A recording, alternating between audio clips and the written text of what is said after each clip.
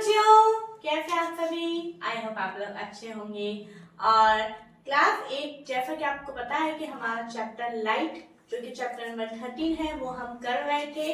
और chapter number 13 जो हमारा लाइट, आपने उसके अगर पार्ट 1 एंड पार्ट 2 नहीं देखे हैं तो आज आपको ये पार्ट 3 समझ में नहीं आएगा। तो इसलिए मैं उन बच्चों से रिक्वेस्ट करूंगी कि प्लीज आप पहले प्लेलिस्ट में जाइए, आपको वहां पे पार्ट 1 एंड पार्ट 2 आपको मिलेंगे। उन्हें पहले आप उन्हें देखिए, समझिए, ठीक है। और मैं कहना चाहूंगी कि प्लीज केवल उन्हें देखना ही नहीं है, आपको अपनी कॉपी के अंदर नोट्स भी बनाने हैं, क्योंकि अगर आपने कॉपी में नोट्स बनाए तो आप उन्हें दोबारा से उन्हें रीड कर सकते हैं, ठीक है बच्चों। क्योंकि एग्जाम टाइम में आपको वीडियो खोल के लेसन सुनने का, समझने का टाइम नहीं होगा। ओके, तो इसी के साथ हम आज अपना नेक्स्ट टॉपिक पढ़ने जा रहे हैं, वो है हमारा सनलाइट, व्हाइट लाइट और कलर, ठीक है। सनलाइट के बारे में हम देखेंगे कि सनलाइट क्या होता है, ठीक है। रिफ्लेक्शन क्या होता है वो हम अच्छे से समझ चुके हैं। रिफ्लेक्शन क्या होता है, मिरर क्या होता है, रिफ्लेक्शन के टाइप्स क्या होता है, वो सारी चीजें हमने आराम से देख ली। लेकिन अब हम क्या देखेंगे कि जो सनलाइट है ना, जो हमारे चैप्टर का नाम ही लाइट है, तो लाइट के बारे में हम यहाँ पे एक प्रॉपर्टी और देख रहे हैं कि लाइट का कलर कैसा होता है। तो लाइट का कलर जो होता है वैसे क्या कलर होता है, व्हाइट कलर होता है। The sunlight is referred to as white light. Sunlight जो है कैसे कलर की होती है, व्हाइट कलर की होती है। It consist of 7 colours. परंतु आपको ये जान के आप सरप्राइज हो जाओगे कि इस व्हाइट कलर की लाइट के अंदर कितने कलर्स होते हैं, 7 कलर्स होते हैं, ठीक है। बहुत सारे कलर्स का कॉन्स्टिट्यूट होता है ये। तो आपने कभी देखा है कि कभी आप ऐसे स्केल को, जो आपकी प्लास्टिक की स्केल होती है, उसको आप ये धूप में रखते हैं तो आपको इस तरह से कुछ 7 कलर्स नजर आते हैं। कभी आपने देखा है कि बारिश के बाद में जब धूप निकल आती है तब आपको स्काई के अंदर रेनबो नजर आता है। कभी आपने देखा है कि जब सड़क पे पानी कुछ छोटे छोटे उसमें भरा हुआ होता है और उस पर सनलाइट गिरती है तब हमें पानी के अंदर भी 7 कलर्स नजर आते हैं। तो ये क्या है, तो वही हम यहाँ पे अभी एक एक्टिविटी के द्वारा हम समझने की कोशिश करेंगे, ठीक है। तो आपको पूरा ध्यान अपने स्क्रीन के ऊपर रखना है, ठीक है। देखिए क्या हो रहा है कि जैसे फॉर एग्जांपल यहाँ एक विंडो है, विंडो से जो है सनलाइट आ रही है और यहाँ पे हमने क्या लगाया, एक हमने बॉल लिया है, उसमें हमने मिरर रखा है और मिरर को पानी के अंदर रखा है। तो जैसे ही जो सनलाइट है इसके ऊपर इंसिडेंट होती है मिरर के ऊपर, हमने देखा था, मैंने आपको टर्म क्या बोल रही हूँ कि जो सनलाइट इंसिडेंट हो रही है। अब इंसिडेंट रे क्या है वो अगर आपको नहीं पता तो प्लीज आप पार्ट 1 एंड पार्ट 2 में चाहिए, वहां पे आपको इंसिडेंट रे क्या होती है वो पता चल जाएगा, ठीक है। तो जब ये लाइट रे इंसिडेंट होती है इस मिरर के ऊपर तो रिफ्लेक्ट होगी, ऑब्वियस सी बात है। तो जो लाइट रिफ्लेक्ट हो रही है, उस जो रिफ्लेक्टेड लाइट है उसे हम देख रहे हैं किसके ऊपर, यहाँ पे हमने वॉल के ऊपर एक व्हाइट शीट लगाई है, क्योंकि जब हम लाइट को हमें देखना होता है तो वो व्हाइट लाइट उसके ऊपर ही हमें विजिबल हो पाएगी। तो जब हम रिफ्लेक्टेड लाइट को हम इसके ऊपर देख रहे हैं तो हमें क्या नजर आता है कि यही जो व्हाइट लाइट है वो हमें यहाँ पे 7 कलर्स नजर आते हैं, ठीक है। 7 कलर्स के अंदर ये व्हाइट लाइट नजर आती है। इसका क्या मतलब है कि जो व्हाइट लाइट है वो 7 कलर का कॉन्स्टिट्यूट होती है, ठीक है बच्चों। अब देखिए अभी ऐसा क्यों हुआ, यहाँ पे हमने 7 लाइंस नहीं बनाई है, यही क्यों बनाई है, क्योंकि इस प्रोसेस को हम बोलते हैं डिस्पर्सन। डिस्पर्सन क्या होता है, splitting of light into its colour. जो लाइट है जब वो अपने कलर्स के अंदर स्प्लिट हो जाती है यानी बिखर जाती है, ठीक है, तब उन्हें हम क्या बोलते हैं, डिस्पर्सन बोलते हैं, ठीक है। Rainbow is a natural phenomenon showing dispersion, और इसका सबसे अच्छा एग्जांपल क्या है, रेनबो, इंद्रधनुष, ठीक है, जो कि आपने देखा ही होगा। क्या होता है कि जब स्काई में, एयर में जब वाटर ड्रॉपलेट्स होती हैं बारिश के बाद में, आपने देखा नॉर्मल वे में रेनबो हमें कभी विजिबल नहीं होता, लेकिन बारिश के टाइम पे बारिश हो चुकी होती है उस समय जब है ना, जब सूर्य की किरणें निकलती है, सूरज नजर आता है हमें हल्का हल्का, ठीक है, तब हमें रेनबो नजर आता है। ऐसा क्यों, क्योंकि जो सनलाइट है वो जब वाटर ड्रॉपलेट से टकराती है तो वाटर ड्रॉपलेट से टकराने के बाद में वो 7 कलर्स में डिस्पर्स हो जाती है, जिसके कारण जो है हमें वो रेनबो नजर आता है, ठीक है। तो ये 7 कलर्स का जो अपना सीक्वेंस है वो अगर आपको नहीं पता है तो मैं बताना चाहूंगी कि सीक्वेंस होता है हमारा VIBGYOR, इट मींस विबग्योर, ठीक है। विबग्योर इसका 7 कलर्स का सीक्वेंस है, उस सीक्वेंस में कलर्स डिस्पर्स होते हैं। V for violet, indigo, blue, green, yellow, orange and red, ठीक है। इस सीक्वेंस जिसमें कलर होते हैं। ठीक है बच्चों, अब देखिए नेक्स्ट हमारा टॉपिक होता है एन आई, यानी हमारी आंखें, है ना। आईज जो है इतना सुंदर ब्यूटीफुल गिफ्ट है गॉड के द्वारा हमारे पास में। अगर आईज नहीं होती तो हम इतना सुंदर हमारा जो वर्ल्ड हमारा जो बनाया है, उन्होंने इतनी अच्छी पृथ्वी बनाई है, ये सब हम कुछ भी नहीं देख पाते। तो आईज को हमें जानना बहुत जरूरी है कि हम कैसे देख पाते हैं, क्योंकि अभी हम ये देख पा रहे हैं कि जो लाइट है, अगर आप रात के समय में अंधेरे में जब किसी रूम के अंदर जाते हैं तो स्विच ऑन करना होता है आपको। स्विच ऑन करने पे जो लाइट वहां पे ट्यूबलाइट ऑन होती है, बल्ब जो भी आपने ऑन किया है, वो ऑन करने के बाद में हमें चीजें नजर आती है। तो लाइट तो ऑन हो जाती है, लेकिन लाइट ऑन होने के बाद में हमें वो चीजें नजर कैसे होती है। ठीक है, अगर लाइट क्या लाइट के कारण हम देख पा रहे, नहीं, हमारे आईज के कारण हम देख पा रहे। तो वो कैसे प्रोसेस होता है, कैसे उसका मैकेनिज्म है, वो सारी चीजें हम इस टॉपिक में देखेंगे। ठीक है बच्चों, देखिए क्या है हमारा, द आई हैव अ रफली स्फेरिकल शेप। सबसे पहले तो आपको ये पता होना चाहिए कि जो हमारे आईज है उसकी शेप कैसी है। तो हमारी आईज की शेप है स्फेरिकल। ठीक है, पूरी तरीके से हम सर्कल नहीं बोल सकते उसको। ठीक है, स्फेरिकल शेप है। The outer coat of the eye is white. हमारा आईज का देखिए, हमारा जो आई है उसका आउटर यानी बाहरी कोट कैसा है, व्हाइट कलर का है। कैसा है, व्हाइट कलर का। इट इज टफ, और ये कैसा टफ है, कठोर है थोड़ा। क्यों कठोर है, ताकि इसके अंदर जो बहुत ही डेलिकेट से ऑर्गेन्स है, पार्ट्स है, वो हमारे जब कभी हमारा कोई घटना हमारे साथ घटित हो जाती है, हम गिर जाते हैं, कुछ भी हो जाता है तो हमारे साथ, तो ये जो टफ पार्ट है वो हमारे अंदर के इंटरनल जो सॉफ्ट पार्ट्स है उनकी हमारी देखभाल कर सके। ठीक है, अब हमारे एक एक पार्ट्स है वो उसके बारे में हम देखेंगे। यहाँ पे आपको ह्यूमन आई का भी एक डायग्राम नजर आ रहा होगा, है ना। तो फर्स्ट पार्ट है हमारा कॉर्निया। कॉर्निया क्या होता है वो देखिए, transparent front part is called cornea. ये जो हमारा फ्रंट पार्ट होता है ये कैसा होता है, सबसे पहली बार ट्रांसपेरेंट होता है, और इसी को ही हम क्या बोलते हैं, कॉर्निया बोलते हैं। ठीक है, सेकंड पॉइंट आता है आइरिस। आइरिस क्या होता है, behind the cornea a dark muscular structure is called iris. Cornea के पीछे एक मस्कुलर स्ट्रक्चर इट मींस इसके अंदर कोई भी प्रकार की बोन नहीं होती है। तो जो मस्कुलर डार्क कलर का पोर्शन होता है उसको अपन क्या बोलते हैं, आइरिस बोलते हैं। फिर आता है प्यूपिल। क्या होता है pupil, in the iris there is a small opening called the pupil. Iris के अंदर छोटा सा ओपनिंग होता है जिसे हम बोलते हैं प्यूपिल। ठीक है, the size of the प्यूपिल is controlled by the iris. और हमारे जो प्यूपिल का जो साइज है, ठीक है, हम देखते हैं जब कभी बहुत तेज ब्राइट लाइट में हम एकदम आते हैं तो हमारी आईज क्या हो जाती है, हमारी आईज थोड़ी छोटी हो जाती है, और एकदम जब अंधेरे में होते हैं, डिम लाइट में होती है तो हमारी वो चौड़ी हो जाती है। तो इस तरह से जो हमारे प्यूपिल का साइज है वो कौन कंट्रोल करता है, वो हमारा कंट्रोल करता है, आइरिस कंट्रोल करता है। ठीक है, the iris is that part of the I which gives it it's distinct colour. और जो आइरिस होता है उसके द्वारा ही हमारा आइज का कलर निश्चित होता है। आप देखते हैं कई बार ब्लू आइज होती है, ब्राउन आइज होती है, तो क्या होता है, क्या ये पूरा ब्राउन होता है, नहीं, जो ये हमारा मस्कुलर स्ट्रक्चर है वही हमारा ब्राउन या अलग अलग कलर का होता है। तो यहाँ पे आपको ये पता होना चाहिए कि कलर किसके द्वारा निश्चित होता है, आइरिस के द्वारा। ठीक है, the iris controls the amount of light entering into the eye. और आइरिस में जो है वो ये कंट्रोल करता है कि हमारे आइस में कितनी प्रकाश हमारे अंदर एंटर हो रहा है, इसको कौन कंट्रोल करेगा, आइरिस करेगा। ठीक है, नेक्स्ट आता है behind the प्यूपिल of the eye is a lens which is thicker in the centre. प्यूपिल के पीछे, है ना, क्या होता है, प्यूपिल के पीछे क्या होता है, एक लेंस होता है जो कि बीच में से थिक होता है। The lens focuses light on the back of the I on a layer called retina. और उसकी यहाँ से जब भी लाइट इसके ऊपर गिरती है तो वो फोकस करता है कहाँ पे, रेटिना के ऊपर। ये क्या है, पीछे रेटिना। ठीक है, और फिर क्या लिखा है, on a layer called retina. The retina contains several nerve cells. अब जो भी लाइट फोकस होगी इस रेटिना के ऊपर, इस रेटिना से बहुत सारी नर्व सेल्स जुड़ी हुई दिख रहा है। अब ये जो आईज पे जो नर्व सेल्स जुड़ी हुई, आपको पता है हमारे पूरे शरीर में नर्व सेल्स का पूरा एक नेटवर्क है, पूरा एक जाल है। ठीक है, जो किससे कनेक्टेड है, हमारे ब्रेन से।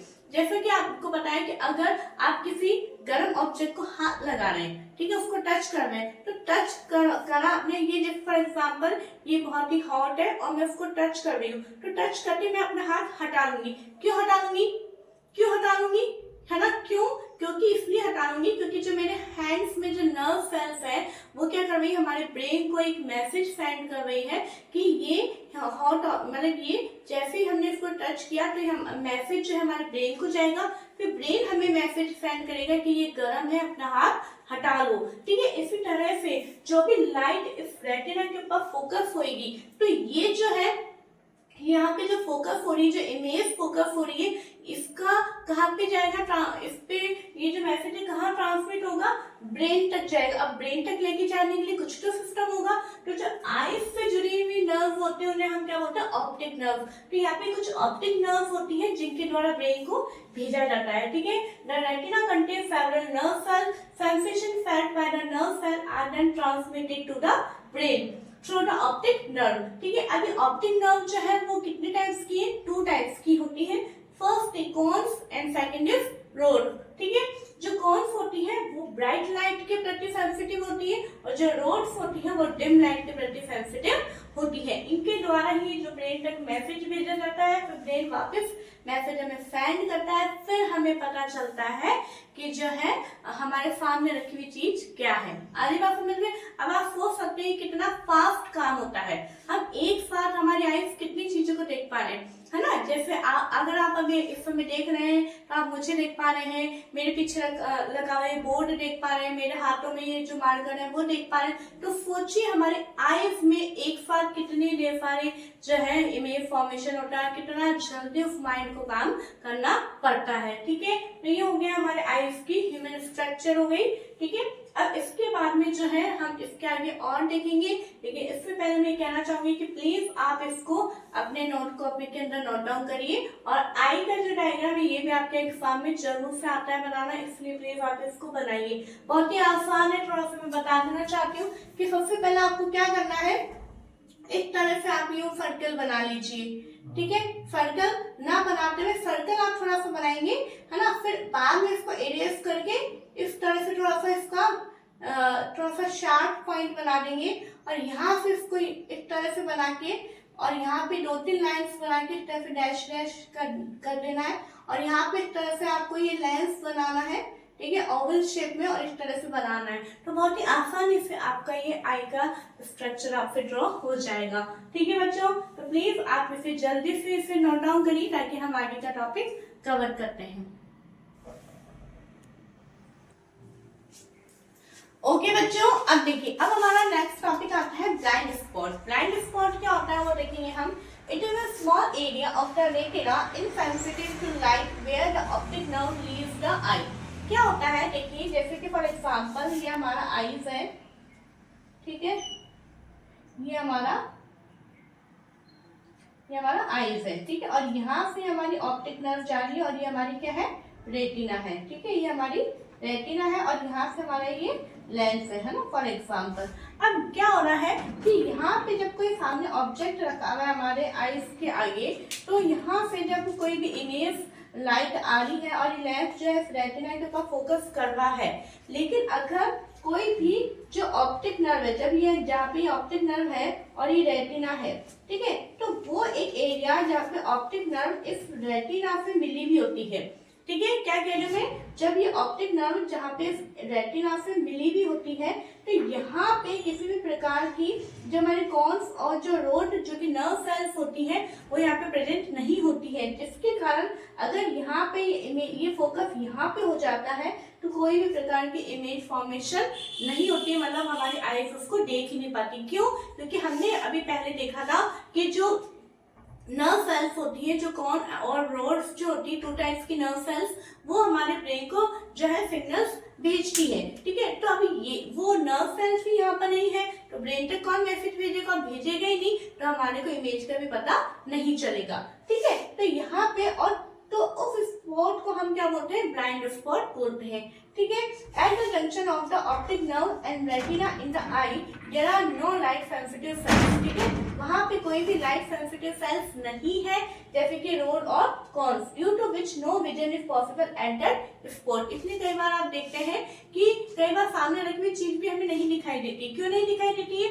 क्योंकि हो सकता है कि लाइट रेस उसके ऊपर गिरी है, इंसिडेंट हुई है और रिफ्लेक्ट होकर हमारी आईज तक भी आई है, ठीक है, और लेंस ने उसको फोकस भी किया है, रेटिना पे भी आई, लेकिन हो सकता है कि जो उसका फोकस है वो ब्लाइंड स्पॉट पे आ गया हो। तो ब्लाइंड स्पॉट पे अगर आ जाता है फोकस, तो वहां पे कौन और रोड्स नर्व सेल के नहीं होने के कारण जो है हमारे ब्रेन तक सिग्नल्स नहीं पहुंच पाते हैं, और सिग्नल्स नहीं पहुंच पाने के कारण हमें इमेज का पता नहीं चल पाता है। आई बात समझ में? तो इसको हम बोलते हैं ब्लाइंड स्पॉट, ठीक है।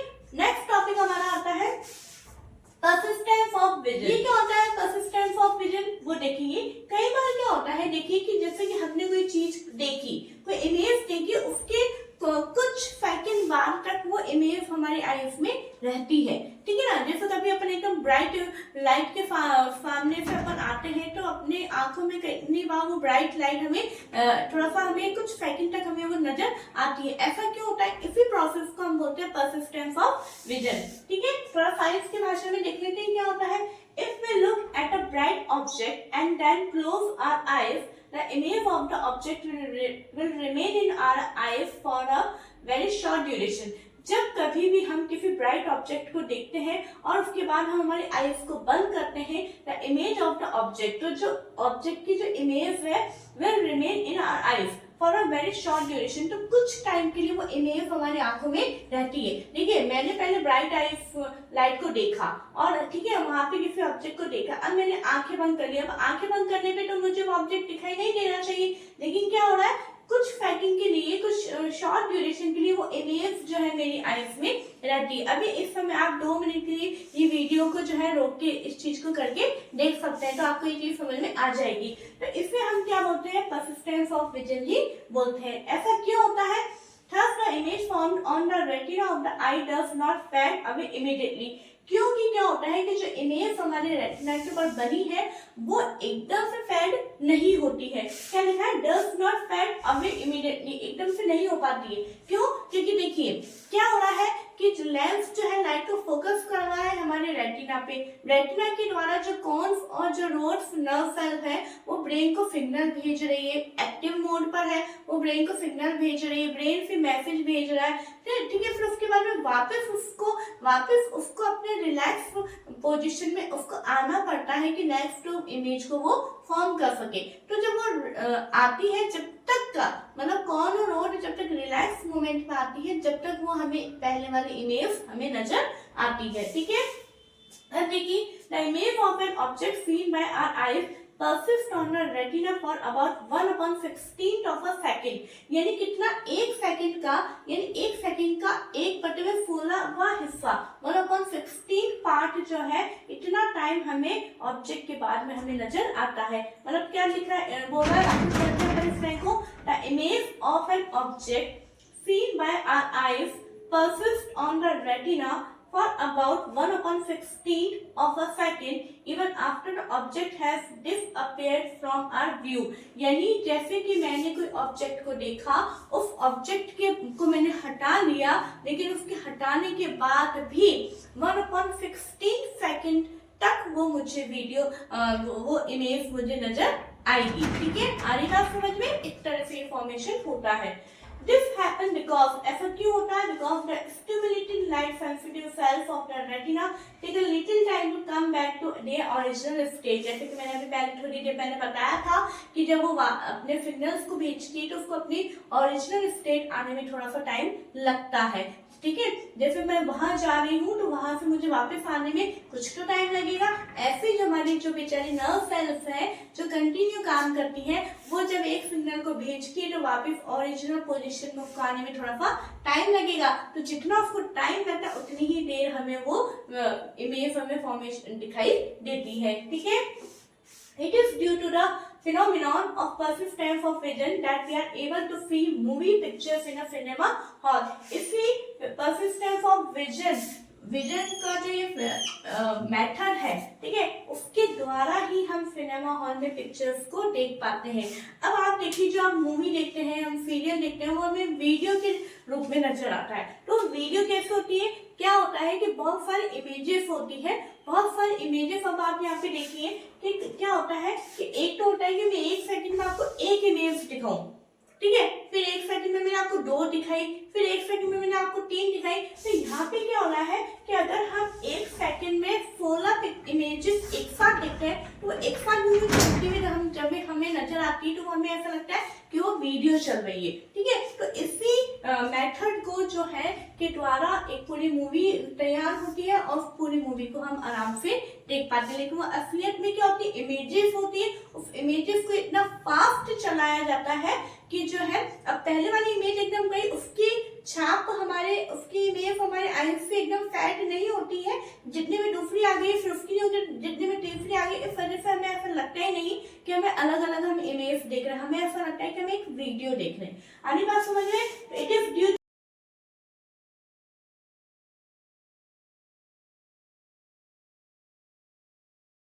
to the phenomenon of persistence of vision that we are able to see movie pictures in a cinema hall. This is because if the still pictures of a moving object are flashed on our eyes at a rate faster than 16 pictures per second, ठीक है, अगर जैसे कि कोई moving object का हम image देख रहे हैं तो अगर वहाँ पे कितना लगता है, आप flashed on our eyes at a rate faster than, यानी 1 सेकंड में 16 पिक्चर्स हमें एकदम से वो नजर आएंगी, ठीक है। Then eyes pictures this object as moving. Clear? तो आई होप आपको ये टॉपिक जो है समझ में आया होगा कि जो हम इतना फास्ट मतलब एक ऑब्जेक्ट की इमेज को हम फैट नहीं कर सकते कितने देर तक, 1/16 सेकंड तक, और जितने में दूसरी इमेज आएगी तो हम एकदम से अगर हमारे सामने 1 सेकंड में 16 पिक्चर्स अगर चलाए जाए तो हम एकदम से उसको आइडेंटिफाई नहीं कर पाते हैं, और क्या होता है वो हमें एक साथ चलती हुई नजर आती है और हमें ऐसा लगता है ये मूवी चल रही है।